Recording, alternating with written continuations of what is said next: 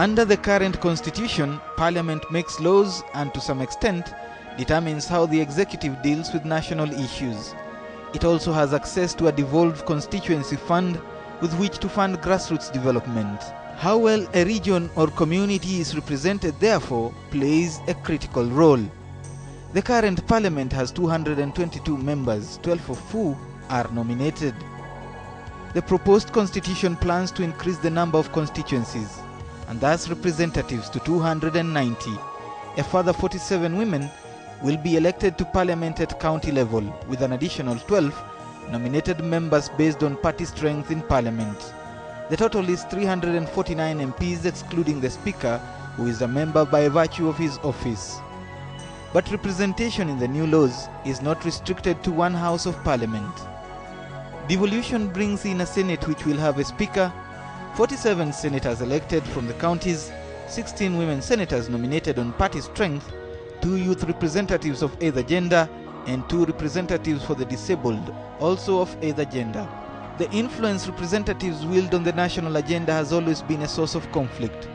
Regions that have more MPs are deemed to have more say under the current constitution, hence the heated debate last year between proponents of representation based on population and representation based on geography. We say one man, one vote. We say 1 kilometer, one vote. Na tumesema one man, one vote. Hao wengine wanasema 1 kilometer, one vote. Hiyo ni ndoto. This heated argument was sparked by the findings of the Kriegler Commission, which concluded Kenya's representation structure violated basic democratic principles. The Kriegler team pointed out extreme differences in size that led to one voter's ballot in Lamu carrying the same weight as those cast by 19 voters in Embakasi. The creation of a boundary review commission to fix this problem aroused fresh debates. Some areas such as Northeastern Province have vast geographical areas and sparse populations, which demand of their representatives a lot of travel to be in touch with a small number of people who elected them. Yet other areas such as Central Province are densely populated, with their representatives elected by large numbers of people concentrated in very small spaces. Wengine wanasema ati hapa kwa maana watu ni wengi na kule kwingine watu ni wachache, lakini ukiangalia ukienda kama kule Turkana watu ni wachache ndio, lakini constituency ni kubwa. Mtu mmoja anazunguka kutoka hapa kufika kilomita karibu 500. This prompting the additional 80 constituencies proposed by the drafts and a new formula. We do recognize that Kenya is diverse.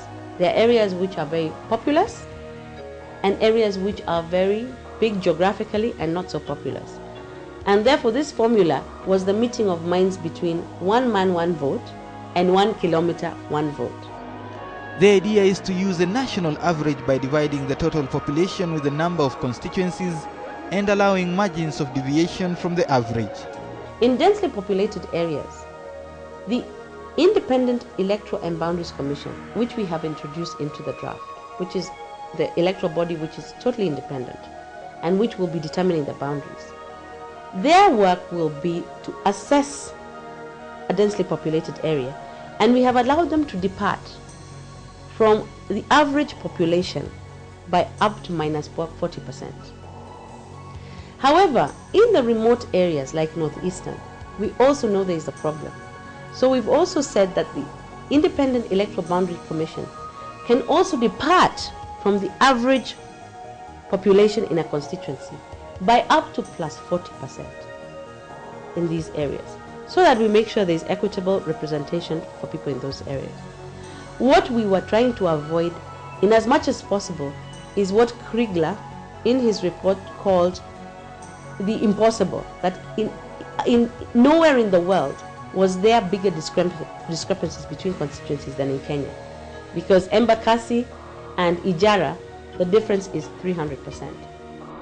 Whether or not the draft passes, representation as an issue will continue to be a source of debate in the public arena, especially given its relevance to governance and resource allocation. Muraya Kariuki, KTN Prime.